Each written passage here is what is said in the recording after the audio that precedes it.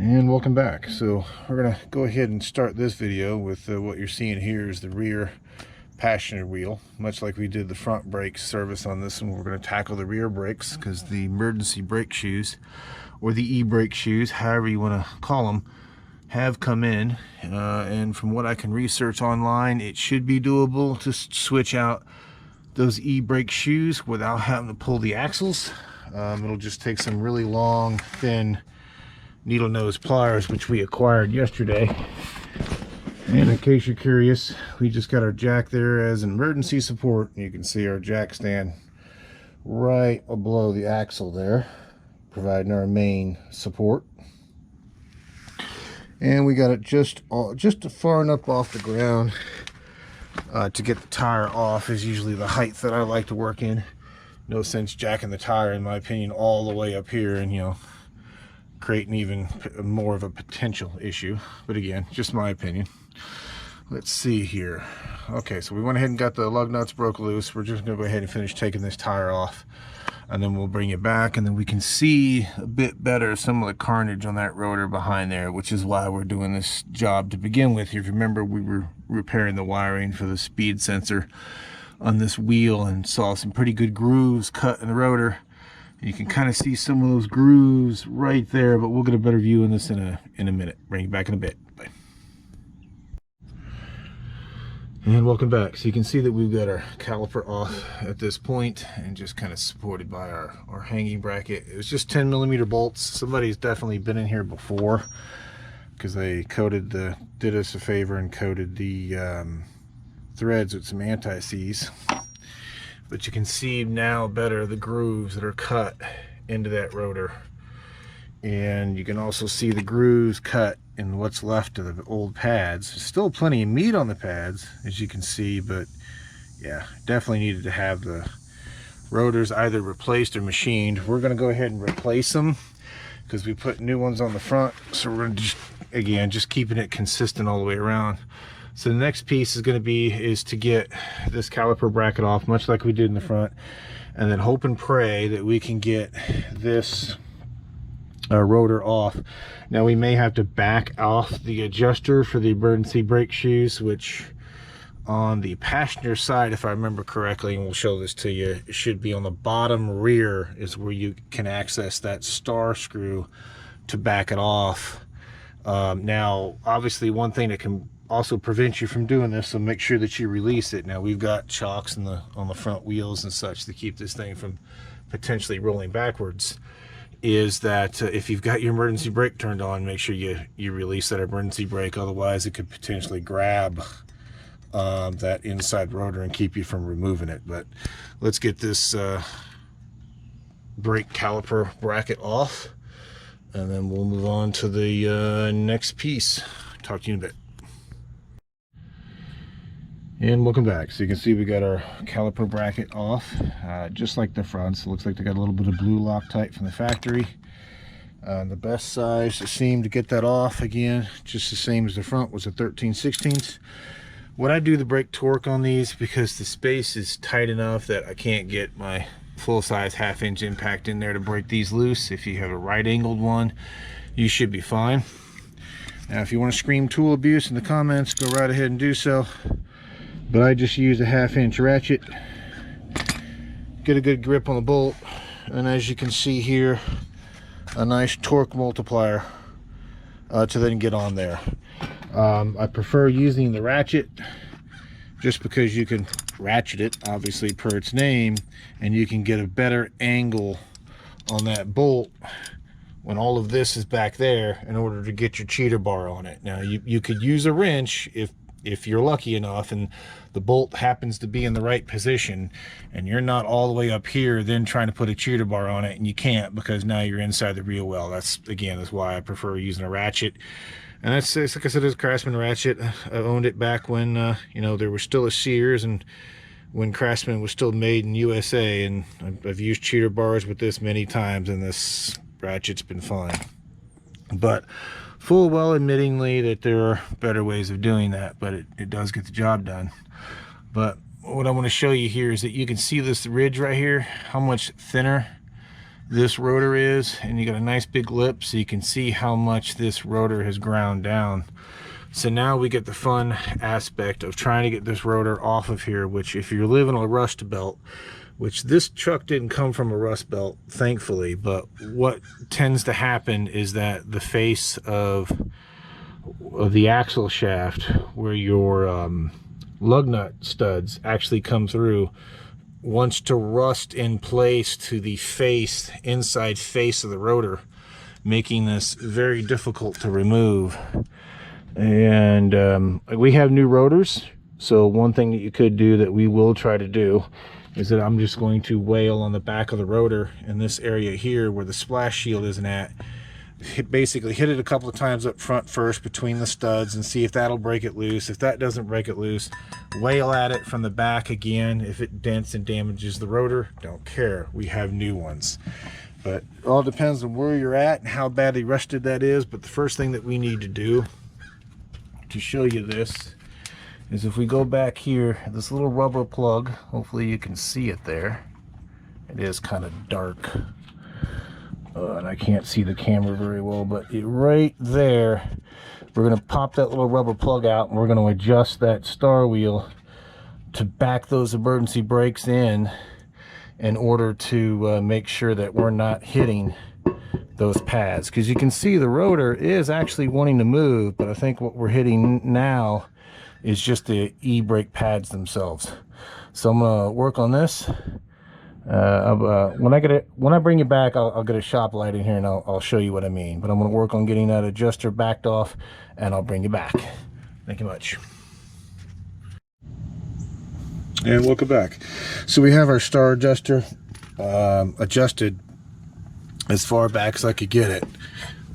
We can turn our rotor a little bit, so we're not up on the pads. You can hear it, but it is caught. It looks like it's caught up on a couple of spots here on this hub. So what we're going to do next, and listen for this, you're going to find out what we're fighting.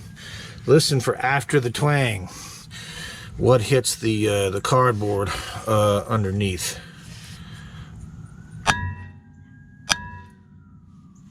Hopefully you can hear that. And if you didn't catch it, what's falling out, you just see all this little bits of rust that are falling out the bottom of this rotor each time we smack this. So it looks like it is, unfortunately, just like most Rams with this rear drum, this thing is pretty well probably going to be baked on here with rust, which is probably why they didn't change this out last time they were in here and just kind of pad slapped it. But like I said, we're gonna pursue forward, and if we have to, we'll use the big old sledge here and just hit it from behind on the face of the rotor and just try to bust it loose that way. Again, we've got new rotors. I'm not concerned in keeping this, but we just have to break this loose. OTC also makes a tool, like a hub tool, that grabs the hub from the back, allows you to put pressure on it from the front, and while you got pressure on it, then you can kind of hit it with an air hammer in each one of these spots. And generally, just having that pressure on it will also help you just kind of pop loose. But I'm going to continue to wail on this, and I'll bring you back when we finally get it off. Talk to you in a bit. And welcome back. Well, it's off. And you can see from the carnage on the opposite side of the rotor the hits that it took. And what it took was Mini Thor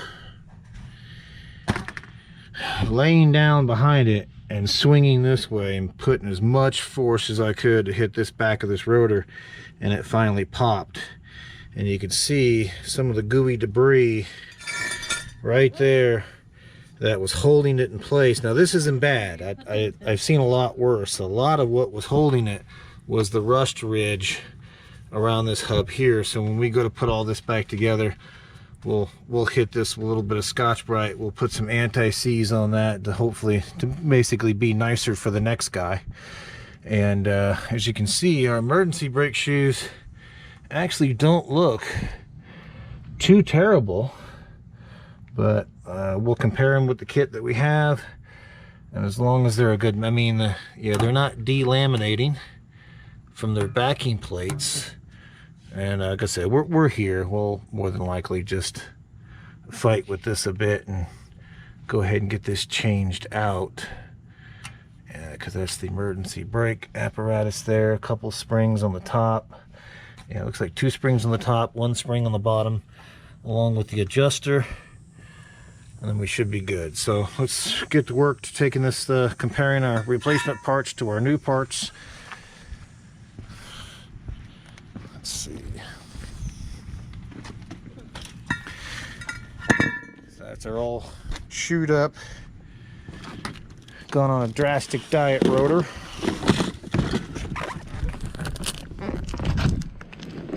Let's see, that's the part number for the rear rotor. Same part number, both left and right hand side. But let me get this unboxed and I'll bring you back. Hold on one moment.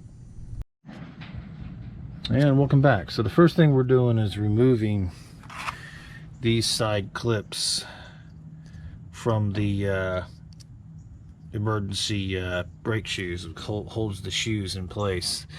And one of the things, of course, the book wants you to do is pull these drive axles and get them out of the way, which would make this job easier. But a thing I discovered, and several others have done this online as well, is if you got a nice long pair of needle nose like this, is that you can just take these clips and push down on the front of them at the same time you push up.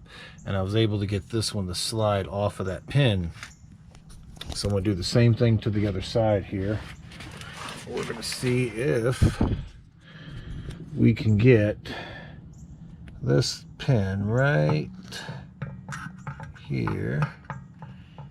Hopefully you can see that on the tip of the needle nose. Let me get you some light.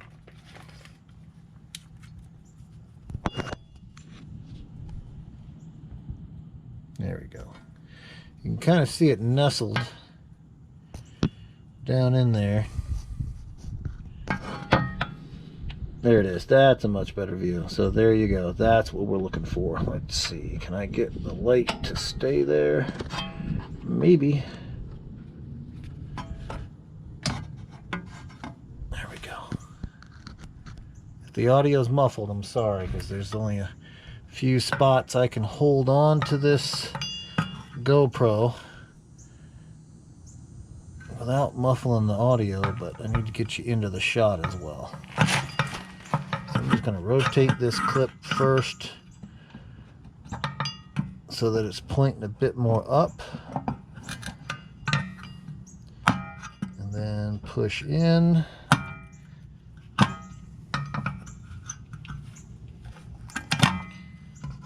see, I don't know if you could see that, what I tried to do there.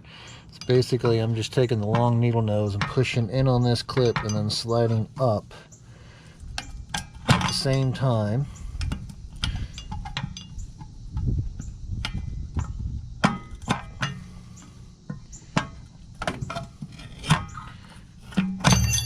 There we go.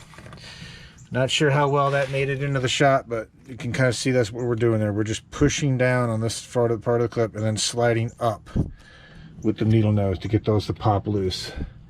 And we should be able to remove our hardware now. We've got the adjuster down here at the bottom and a bottom spring, and then we've got the 2 springs on top.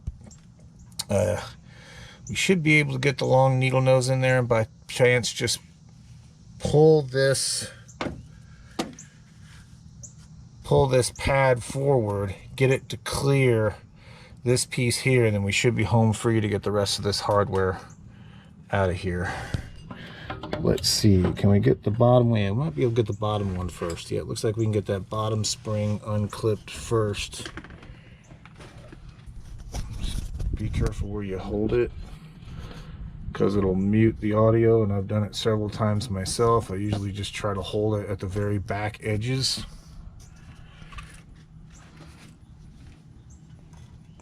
Okay, let's see. Can you...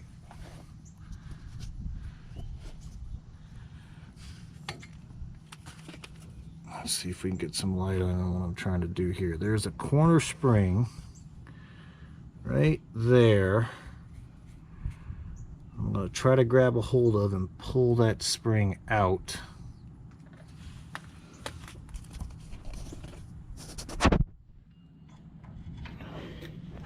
Can't quite see it. I apologize. There's not really much I can do. There's not a lot of room in here to work.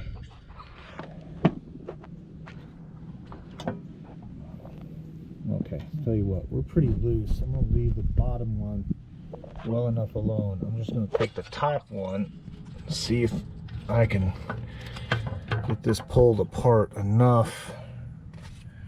See if I can grab this spring.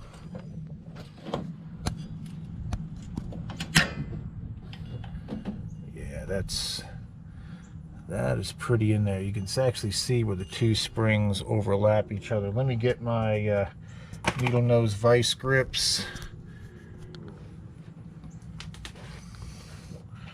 And we should be able to get onto this top spring with a set of needle nose vice grips a lot easier.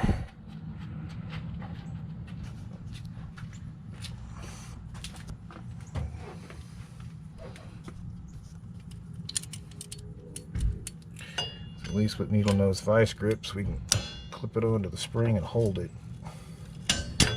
There we go. See, we got that spring out, or at least unclipped from the one side. We'll leave it clipped into the other brake shoe, which is fine, but now we've got that one undone. Let's see. There we go. So you can see I could take this pad now and just kind of pull it forward. Yes, and I'm wedging it out of here, which it was fine. All I want to do is get this pad to clear this top piece. And then once it does that,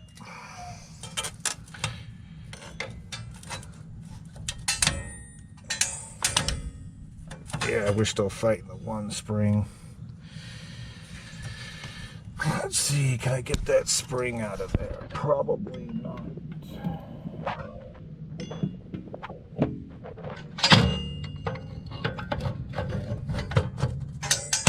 There we go. That's what I was looking to do, is just get it on the other side of this.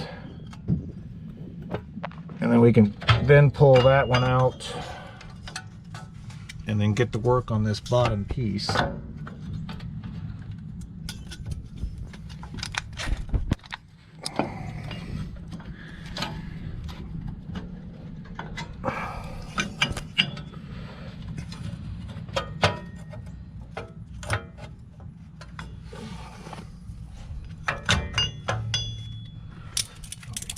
Okay, so what I'm going to do now, I'm just going to, again, continue to work on this. What we can do next is get the bottom spring off, and that will allow us to kick the bottom out, which, hindsight being 2020, probably should have done this bottom one first. Let's see if we can get this bottom one off of here, and that will allow us to separate the bottom one.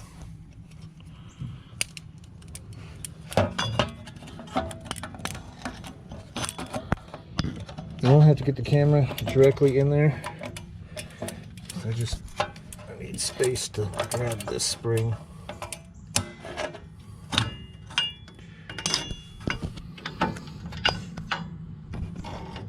Because unfortunately you can't get to the back spring on the top too very easily.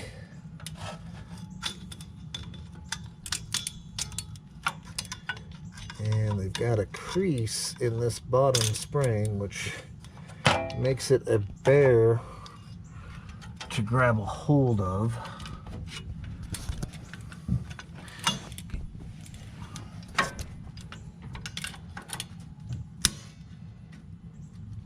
There we go. Okay, so we're finally able to get the needle nose vice grips on the edge of this bottom spring and get it pulled out of its seat. There's our adjuster. There's our bottom spring. So top spring, adjuster, bottom spring, clip, and our other clip. There's our other clip. Now that we've got those springs out of the way, and we can separate our bottom shoes,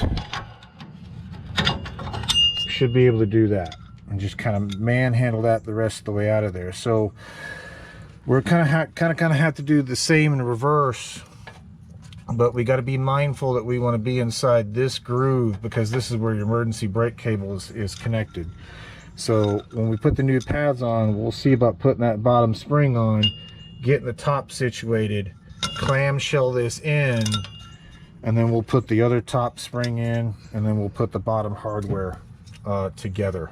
Like I said, as you can see, it can be done. It is a pain leaving the axle and leaving all this in the way, but it saves you from having to crack the differential. You just have to manhandle it a bit. So that being said, I'm going to get all the new hardware prepped, and then we'll bring you back. Thank you much. And welcome back. So I've looked over the replacement hardware, which is also Raybestos, for doing the drum brakes. This is the e-brakes, emergency brakes, whatever you want to call them.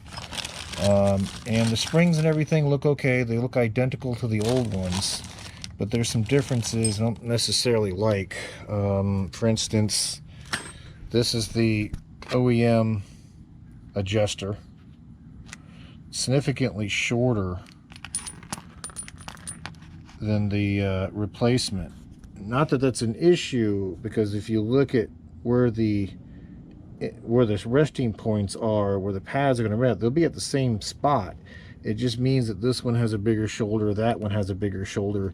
It shouldn't cause an issue, but it's one of those things that it's different enough that you don't know. I think, like I said, I think it'll be fine, but the old factory adjuster is still in good shape, so I think we're just going to use the factory springs and clips and everything while we're in here, because these springs, albeit old, they're fine. They're not coated in rust, they're not falling apart. Also, the clips that came with it, these are the style of clips that are more common, where you see how that clip has got like a slot. Well, the replacement pins come in, and you have to push down on these and turn them. And considering the amount of space that we have to play with, because we didn't pull the axles out, trying to push down on these clips and turn them to engage these new pins could be probably somewhat of a pain. If we keep the old one, which the pins are perfectly fine, there's nothing wrong with them. You see how these clips are slotted? We could just compress them, push them in place, and allow them to pop in without having to push down and then turn. So these are actually a bit easier to use. So that's what we're going to do. We're just going to use the new pads and just retain, at least on this side, the factory hardware, because again, it's fine. Now I'm going to take a little bit of anti-seize, and I'm going to coat this area up in here where the top of these brake shoes ride.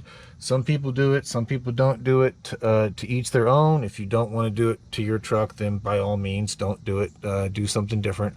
But because this is an area that is prone to rust, and this is where those brake shoes will pivot, I'm just going to put a little bit up there just to keep them from kind of seizing in place. This actuator did get a little stuck after it was backed all the way out, but all we did was break it free, put a little WD-40 on it, and then it was fine after that point. Now I may come in here, and I don't really want to put like any type of grease on this adjuster, because when the brake dust gets going, it's just going to mix in with the grease, and it can potentially just clog this adjuster up. Again, just a little bit of lube, got it freed up, it spins nice. So this is what we're going to do. We've got our shoes lined up, we've got our first spring in, which is the one that goes behind this. We're going to get these lubed up. We're going to see if we can get the brake shoes in kind of at a clamshell like this and spread them outward, get them around everything, get the top rested in, and then we'll see about getting the bottom spring, the adjuster, and the bottom in place, and then we'll put that final second spring up top. Now this adjuster, just be mindful that when you take it out, remember, in order to loosen up the brakes, what we did on this side was we took this adjuster and we spun it upwards from the back. So you want to make sure that what's going to happen when we put this together, that if this is the back of the star where I'm turning it this way, that this collapses. So that way when we put this back together and somebody else has to come behind us and they go spinning this star adjuster up from the back, it'll actually pull the pads together and not space them out. But I'll show you all that when we get it in there. I'm going to fight with this for a little bit, And I'm just going to go ahead and pull these pins out of the way because we don't need them right now. We'll put them back in, that way we're not fighting these, and we're just going to focus on, like I said, getting the shoes in here and getting them, the tops of the shoes, to rest inside our grooves. And I'll bring you back in a bit. Bye. And welcome back. So there's going to be a temp probably 45. This is a little bit of a pain, not going to lie. So what we got here is we got our two shoes. We got the top spring that goes behind everything hooked in between the two. We've got this shoe, which is the one on the forward side, hooked into an emergency brake lever and to the pivot point at the top. And we got a little bit of anti-seize, as you can see up there. So what I'm going to attempt to do is use this pry bar to pull this pad out, because we still have the bottom disconnected. We don't have the wheel or the spring on it yet. So I'm going to use this pry bar and basically just come in here and pry this out and in, and there we go. So it can be done. It's a bit of a pain. Once you've got this shoe over this hurdle, you're good. So we've got our top shoes in, everything's seated here. So now what we want to do is work on getting our pins in, getting our other spring on the top here, which you saw we should be able to get in there with a pair of needle nose and basically just go this way with it. But we'll work on that here, probably the last spring that we put in. But what I want to do next is get the pins in and then get the bottom sorted out. So let's see here. Let's pull these pads apart, get them lined up to where they need to go. Yep, and once we get those pins in there, that'll get us to, you know, put everything else in alignment. So I'm going to work on that. I'll put this pin in, and then I'll bring you back when we get situated. And once I figure out the best way to do it, like I said, just a long pair of needle nose, and we should just be able to squeeze this together like when we took it out and just be able to slip it in place. But I'm going to work on that, and then I'll bring you back. And welcome back. So we got this clip back on. It is a little bit of a fidgeting to get it to do it, but definitely a long pair of needle nose pliers helps. What I found doable, again, since we're using the factory ones, they're slotted, and again, I'm not going to use the other ones out of the kit because that would be almost impossible to do, is just to kind of lower this. You can kind of, if you got small enough fingers, you can pull out a little bit on this brake pad. And yeah, we just dropped our adjuster. I'll have to put it back in. You can pull out a little bit on this brake pad because we haven't got the bottom spring or the other top spring in, just to get this clip to seat, and then you can finish pushing it the rest of the way in place. That's what I was able to do on the other side, is that once it was kind of just on the bare edge of that pin, then use the long nose needle nose to push down on this clip and get everything to clip in place. So I'm gonna work on that. I'm gonna attempt to try to record this, and if it turns out good, then we'll splice it in the video, and if not, then you'll just see the next piece when it's complete. But I'm gonna pause this. I'm gonna go get a small tripod, and I'll bring it back. And welcome back. So let's hope you can see that pin in there. I didn't film this because it was a bit of a pain to do, but the easiest way to do it, and I can attempt to show you when we do the other side, is, remember, we only have the top spring on this one, and this pin and this pad secured with its pin. What we can do is, what I did was kick this out manually just to kind of get enough room between here and here to rest that clip in there. Let the pad come in so the pin would straighten up, so you'd have a bit more perch, and then push down on it with a long set needle nose down towards the bottom to get it to compress and grab the head of the pin, and then finally pushed it in place and then rotated it. So the easiest thing to do is to take this, at least I found, was to take the clip, put it in kind of upside down, clip it in from the bottom, and then rotate it around once it was in place. But with that being said, I'm going to work on getting this lower star adjuster in here, because you can see we still have enough slack that we can do it. And we'll get this top spring on, and I'll bring you back. One moment. And welcome back. So we got our final spring in at the top. It's also a bit of a pain, but there is a trick to getting that my wife let me know about. I'll try to show you on the other side. Basically, it involves hooking the spring in on this side, pushing in on the little clip on the end of the spring, that piece, with a flat blade.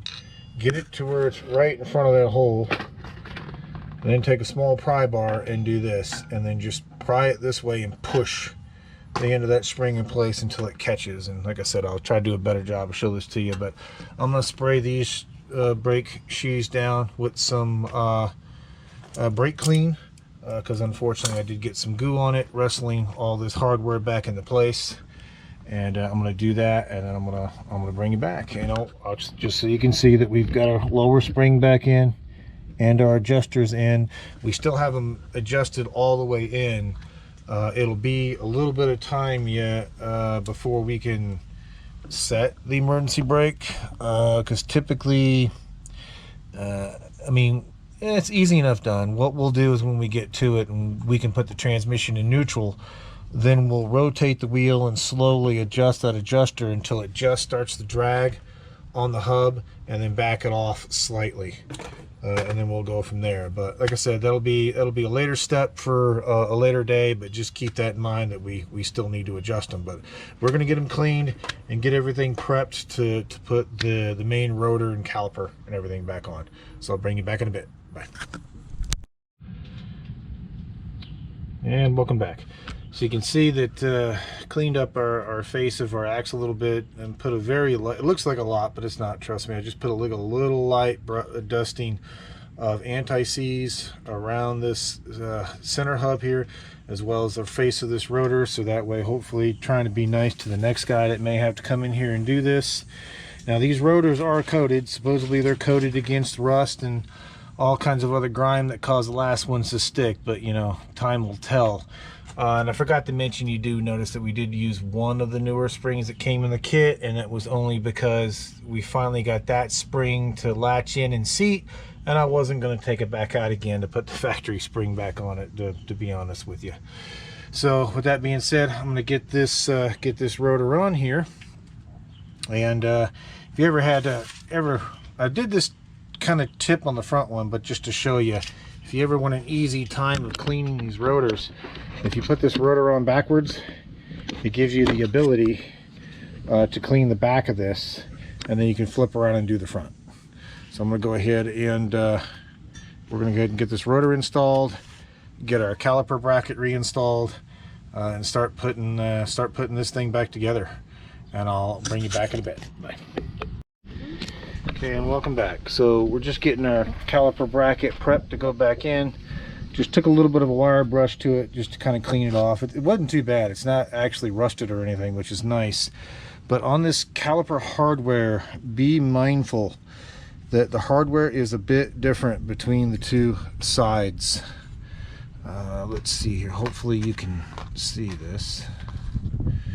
You see where that is and how much longer this piece is versus this piece.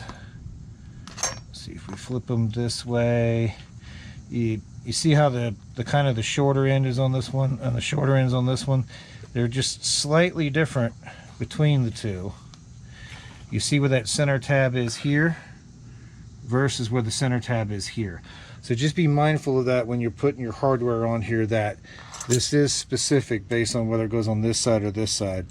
And before we put these metal or these stainless steel clips, which these clips came with the pads, generally they do, I'm going to put a little bit of brake lubricant underneath just to keep from rusting and what they call rust jacking, because in an area where this truck is going to go to, sometimes what will happen with salt and stuff on the roads is that this will build up rust behind it, push up against this piece, and then freeze the pads in place, because remember, the pads move across these shimmed surfaces.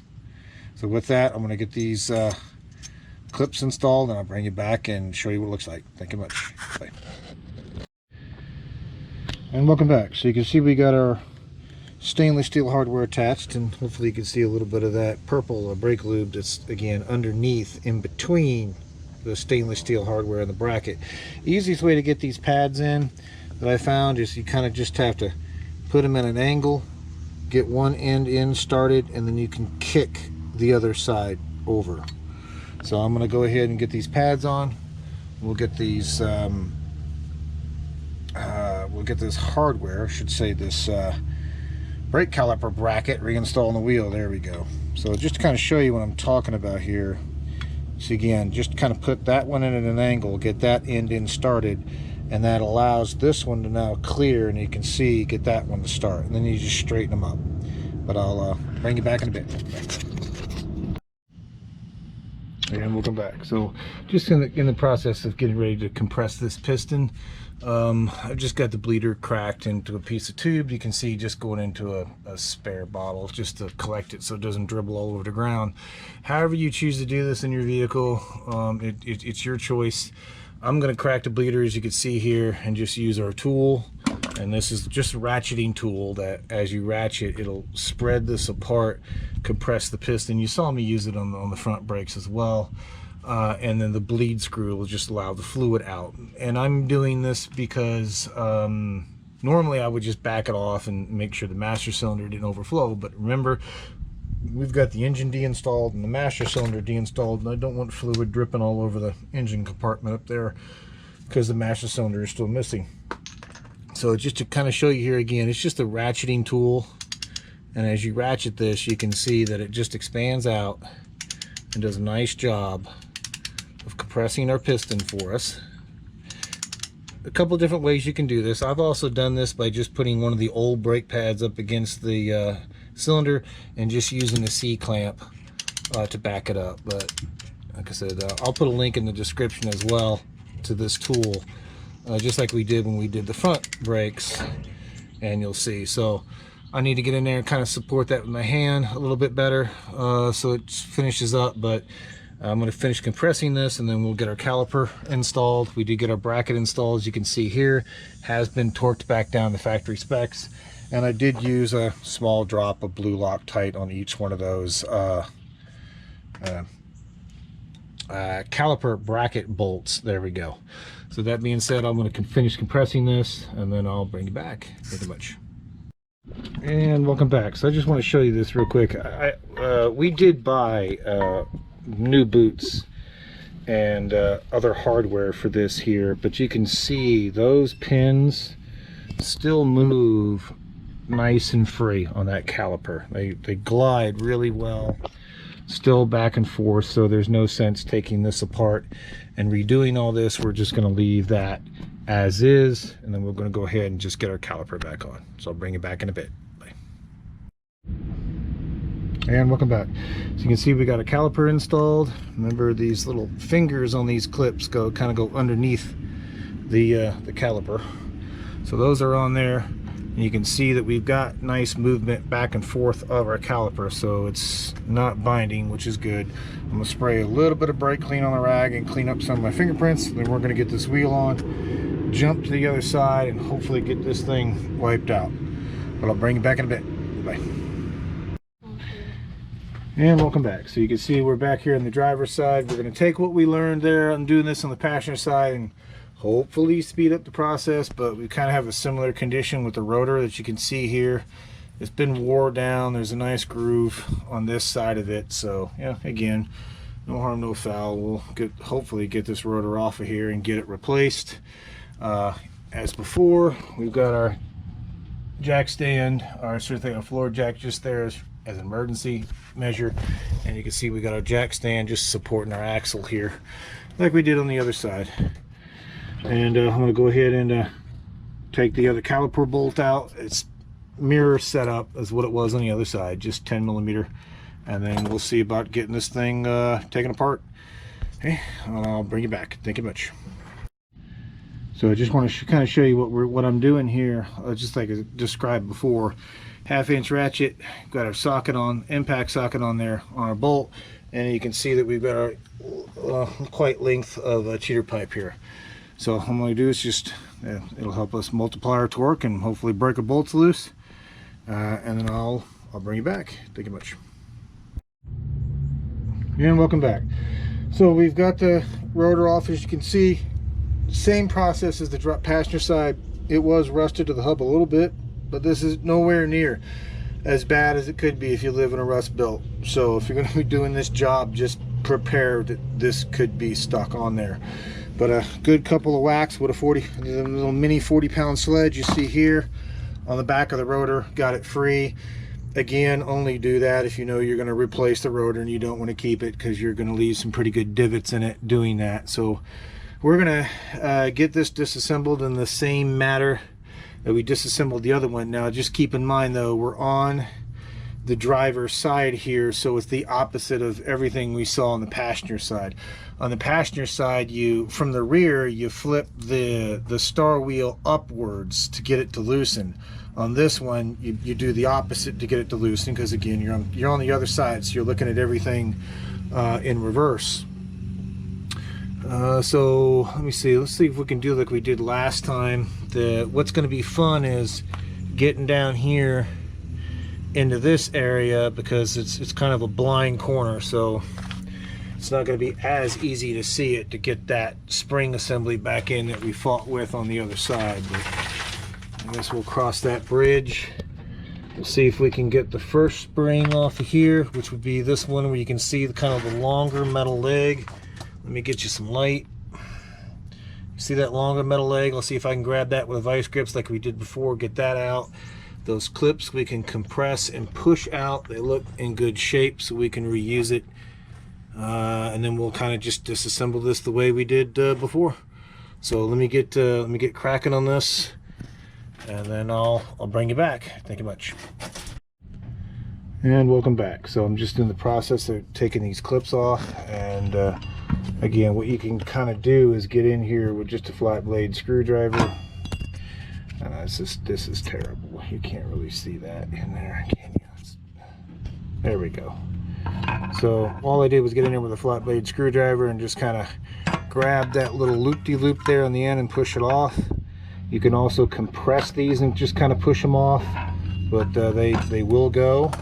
You can also use the longer needle nose. So again, I'm going to continue to work on this, and I'll bring you back. Thank you much.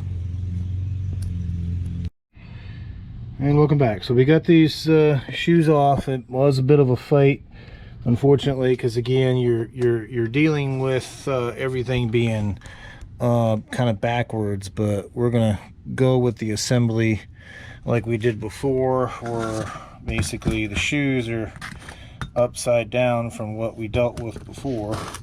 So they're gonna go on like this. We're gonna put the back spring on, see if we can get everything in place, and then once we know we can get these in place, then everything else we can get back on. But that'll be the hurdle, because you can see what you're dealing with there is just working around that axle, just like on the other side. But be back in a bit. Thank you much. Bye. And welcome back. There is a fit of foul language that is floating somewhere over one of the Atlantic or Pacific Ocean at this point. It will not make it in the YouTube video because it is not YouTube friendly. But we've got the back spring on, as you can see, the two shoes, and it's resting inside of the hardware. And we did put some anti-seize in that joint.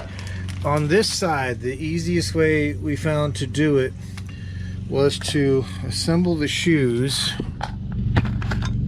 like this, with the back spring on.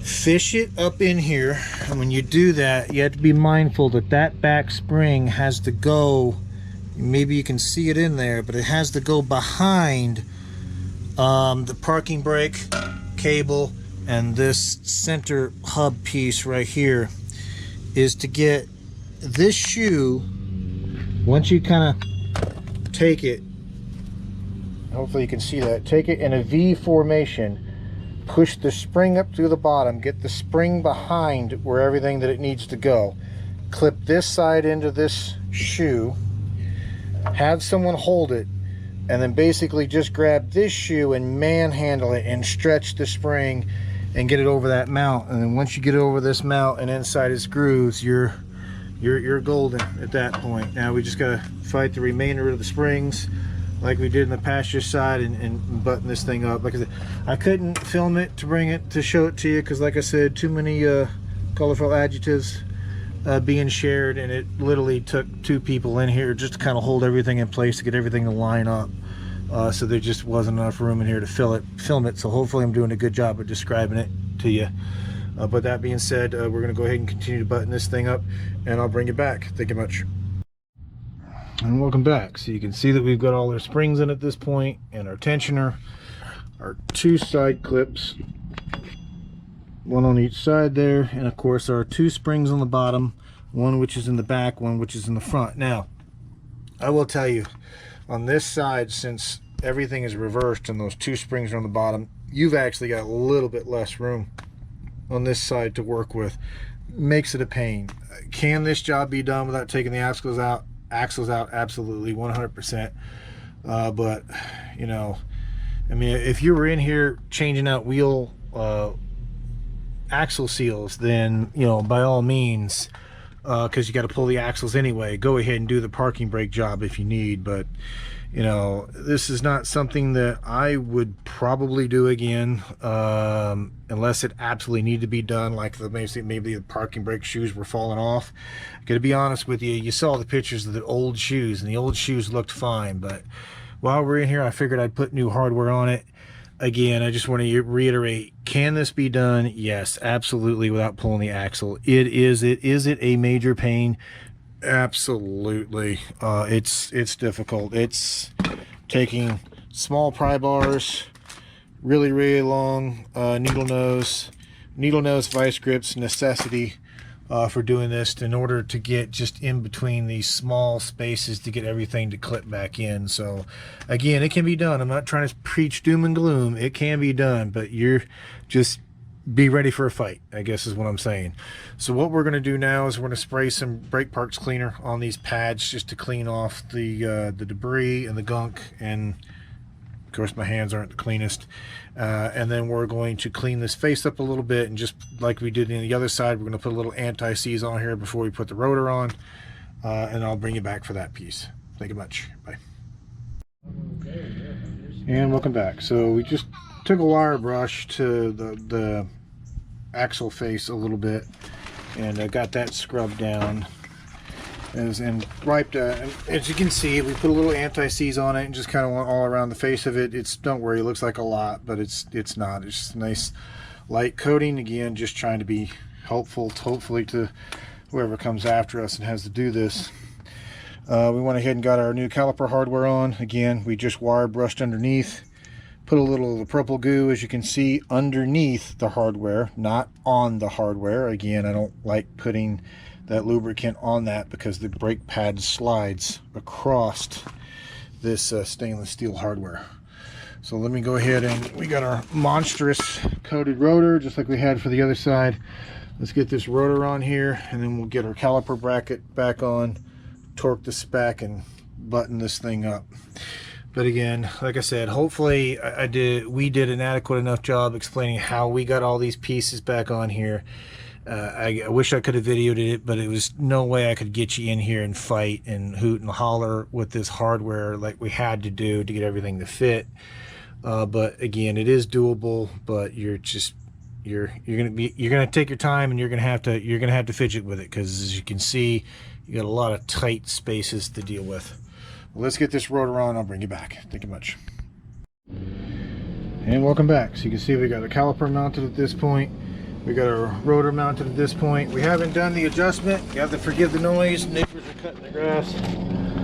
We haven't done the adjustment for the emergency slash parking brake yet. We'll do that once we have an engine in it. And what I normally like to do, like I said earlier on the other side, is kind of jack the wheel up, put it in the neutral, spin the wheel, and just kind of tighten them down just until they start to drag, and then back them off a little bit.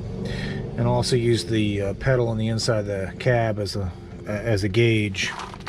But all I'm going to do now is just put I did use the new rubber stoppers out of the kits rather than you reuse the old ones.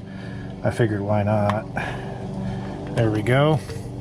And just remember, the driver's one, the adjustments on the top, passenger one, the adjustments on the bottom.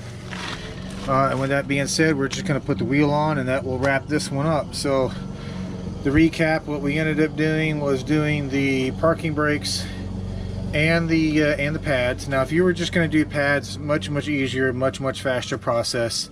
You might still have to fight with breaking the rotor, backing off the parking brake shoes and getting the rotor off, and hopefully when you get the rotor off, your parking brake shoes don't fall off the metal.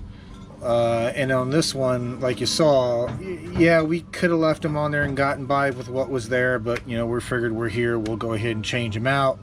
Again, just trying to make this as trouble-free as possible, so when it gets to the donee that it's going to, they don't hopefully necessarily have to worry about any of this. But you can see that it is doable. So we did the parking brakes, we did the shoes, and of course new rotors, new pads. Also on this side, didn't have to change any of the rubber bushings for the slide pins and the caliper.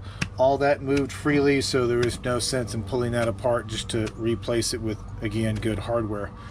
And before we put the rotor on, you saw that we did put some anti-seize on the face of that axle hub, just to kind of hopefully keep this from rusting to itself in the event that this has to be pulled off again. But with that being said, I'm going to go ahead and wrap it up at this point.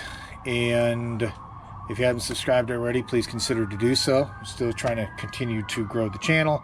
I apologize once again on the tail end of this video not being able to show you the details that I normally show when taking that parking / e-brake apart and put it back together. It's just the spaces were just, as you saw, uber tight to be able to at least get tools in there to do it. But can it be done? Yes, we did it here. Can you do it in the driveway? Absolutely. Can you do it with standard hand tools you see here? Absolutely. We did not use a single power tool on this. You will need some specialty items such as 1/2-inch breaker bar to get that bracket loose, and you know, these long nose vice grip needles pliers, as well as a standard set of vice grip pliers, is pretty much a necessity to get those spring clips off. But again, if you hadn't subscribed already and you've hung around for my rambling this long, please consider to do so, and we'll bring you along for the next one. With that being said, we'll put this tire on, and that'll wrap this one up. Thank you much. Bye.